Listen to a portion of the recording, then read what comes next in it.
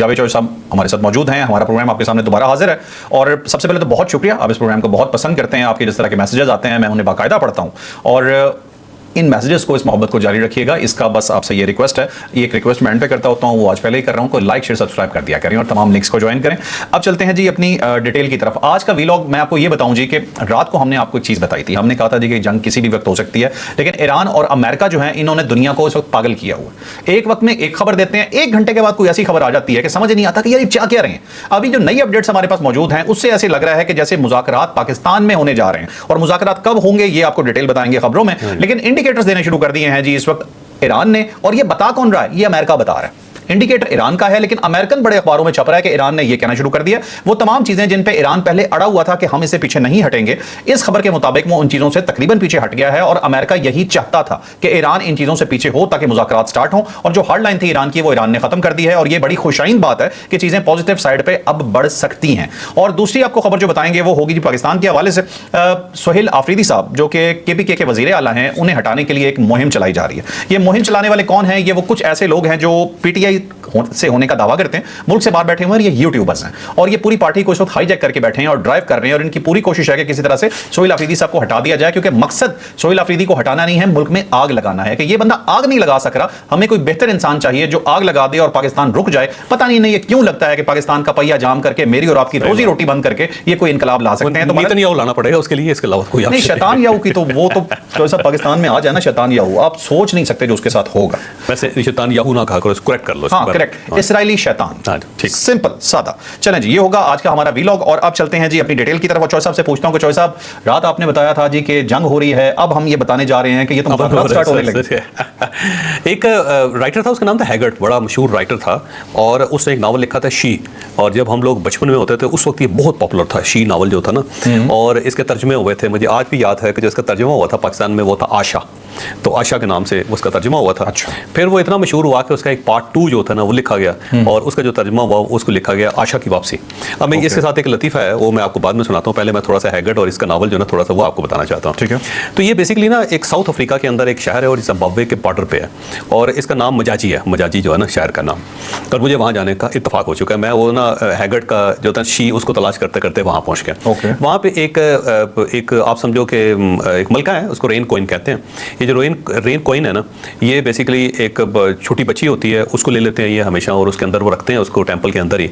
उसको एक ख़ास किस्म के जादू सिखाए जाते हैं, ख़ास किस्म के श्लोक सिखाए जाते हैं उसको।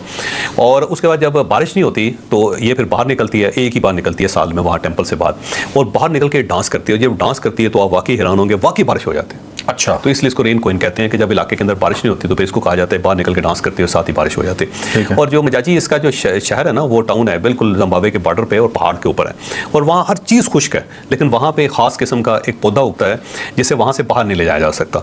यानी उसका छोटा पौधा या बीज या उसकी कोई टहनी भी आप बाहर नहीं ले जा सकते, क्योंकि वो जो पौधा है दुनिया में वाहिद पौधा है जिससे कैंसर का इलाज हो सकता है। अच्छा। उससे एक मेडिसिन बनती है जो इंतहाई महंगी है, जैसे कैंसर का इलाज होता है, तो वो वहाँ पे पाया जाता है और उसके लिए पानी बहुत चाहिए होता है, बगैर पानी के वो सर्वाइव नहीं कर सकता। अब पूरा इलाका खुश्क है, लेकिन वहाँ पे ये जो रेन कोइन का इलाका है ना वहाँ पे ये पौधा उगा हुआ है और इसका मतलब वहाँ पे वाफर मिकदार में पानी, और वाफर मिकदार में पानी कैसे आता है? जब वो डांस करती है तो उसके बाद वहाँ पे बारिश होनी शुरू हो जाती है। तो ये वैसे मैंने कहा थोड़ा बैकग्राउंड बताऊंगा क्योंकि आगे एक लतीफ़ा आ रहा है। वैसे तो आपको शायद ये जान के हैरत होगी कि ये जो टार्ज़न था ना इसका ताल्लुक भी साउथ अफ्रीका से था। अच्छा। ये अगर आप टार्ज़न की स्टोरी पढ़े ना तो उसके पेरेंट्स जो थे वो साउथ अफ्रीका से चले थे और इंग्लैंड आ रहे थे। नहीं है नाम है ऐसे कोई ऐसा नहीं है, नावल था इसका। तो दरमियान में वो शिप तबाह हो जाता है तो उसके बाद वो जंगलों के अंदर वो बच्चा चला जाता है, तो वहाँ से फिर उसको जानवर पालते हैं और इस तरह के टार्ज़न बन जाता है सारा। वो भी उसका भी इसी साउथ अफ्रीका के साथ ही ताल्लुक था। बहरहाल वो बचपन में इस तरह था कि जब आशा नावल छपा ना तो उसको बड़े बड़े बोर्ड लगे आशा है, तो अब उसके ऊपर फिल्में भी बनी आशा के ऊपर, तो वो उसके भी बोर्ड लगने शुरू हो गए। फिर उसके बाद आशा की वापसी आ गया तो उसके भी बोर्ड लगे।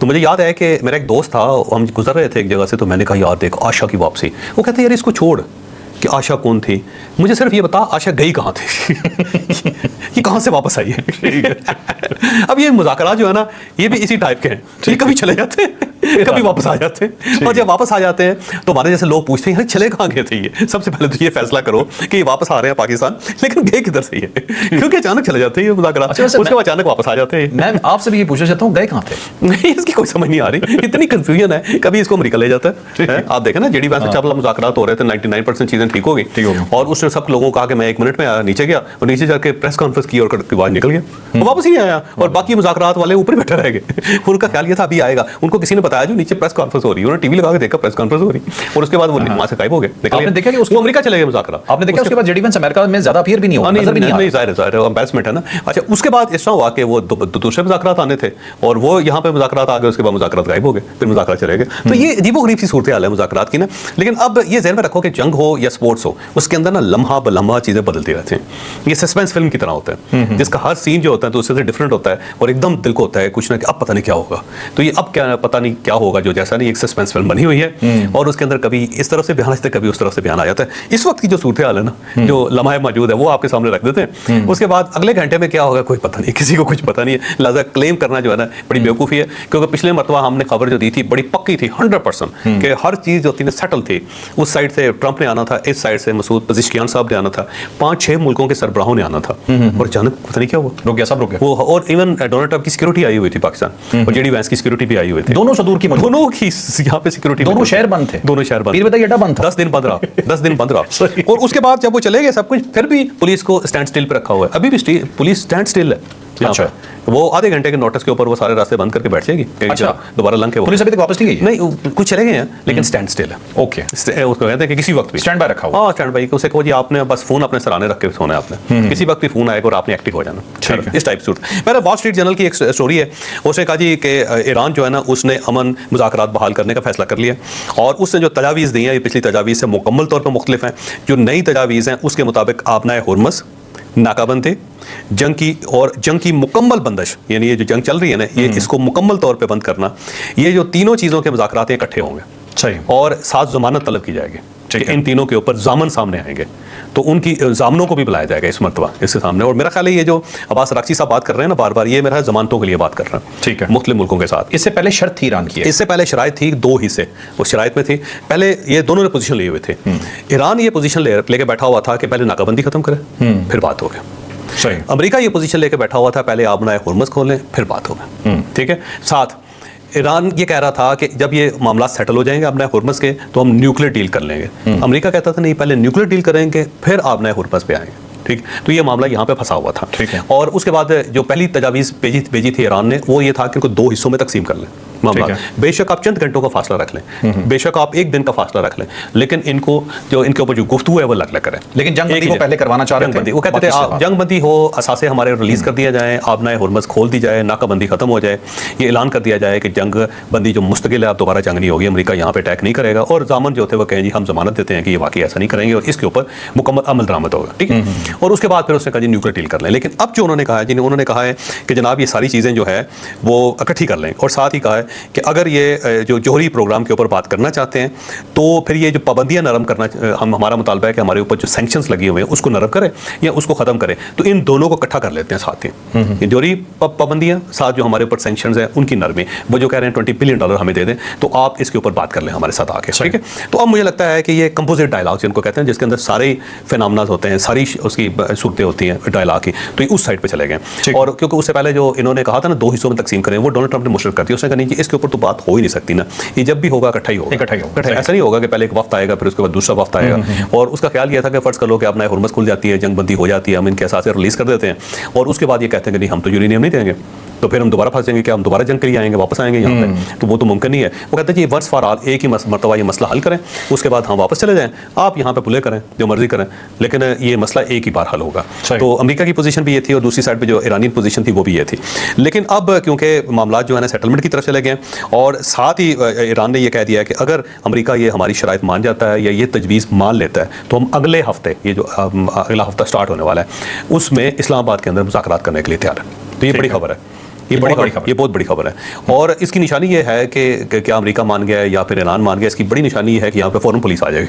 सही। जो ही इस्लामाबाद के अंदर फौरन पुलिस आ Security alert जाती हो है, जाएगी। सिक्योरिटी अलर्ट हो जाती है, पुलिस वापस आ जाती है यहाँ पे और वो नाकाबंदी करना शुरू कर देती है, तो आप समझेंगे बस मुज़ाकरा स्टार्ट होने लगे हैं। बिल्कुल सही। अच्छा साहब, मेन मसला तो यही है ना कि अपनी अपनी शराइत से पीछे हट गया। मेनली ईरान की जो शराइत थी, ईरान शराइत से पीछे हट गया, तो मतलब मुज़ाकरात के लिए यहाँ कर दिया। अमेरिका तो पहले भी तैयार बैठा था। अमेरिका तो पहले तैयार बैठा हुआ था, आप देखते हैं। लेकिन आप कहते हैं जैसे अब्बास इराची साहब आए थे, उनके आने का सुनते ही उसने वहां से अपना डेलीगेशन अनाउंस कर दिया। कर दिया। हाँ, मुझे लगता है कि अब कोई हिच नहीं है, कोई और कोई खास गड़बड़ मुझे नहीं लगती। अच्छा, सब ये नाक हैं। अच्छा, पता कोई ये एज पैदा कर लेंगे, पता हो सकता है कल कोई खबर और ऐसी आई हो, पता लगे एजें आई हुई हैं। और पता कोई नहीं है उससे, वैसे कोई मसला नहीं है। वो ये कहें कि नहीं, जब तक सूरज को मगरब से तलू नहीं किया जाएगा उस वक्त तक हम मुज़ाकरात नहीं करें। कोई पता नहीं इनका, मतलब अभी और तक जब तक माल्टे का कलर सब्ज नहीं होता उस वक्त ऑरेंज कलर नहीं होगा इसका। सही, कच्चा माल्टा समझ ही होगा, कोई इशू नहीं, कच्चा समझ रहे हैं माल्टे को। या जब तक उसका रंग सुर्ख नहीं होता, या उसका रंग जो है वो जामनी नहीं होता, उस वक्त तक हम मुज़ाकरात नहीं करें। जब तक तरबूज चौरस नहीं होता, वैसे तरबूज चौरस हो गया हुआ है। माल्टा सड़ने के बाद जाम नहीं होता, ये मुज़ाकरात को साड़ देंगे। इसी टाइप का ना, जब तक चांद को सूरज नहीं माना जाता, सूरज को चांद नहीं माना जाता, उस वक्त तक तो मुज़ाकरात नहीं करें। इसी टाइप के होते हैं ना फिर। सही। चौसा, मुझे आपकी बात से याद आ गया, आपने डांसिंग क्वीन की बात की कि डांसिंग क्वीन आती है,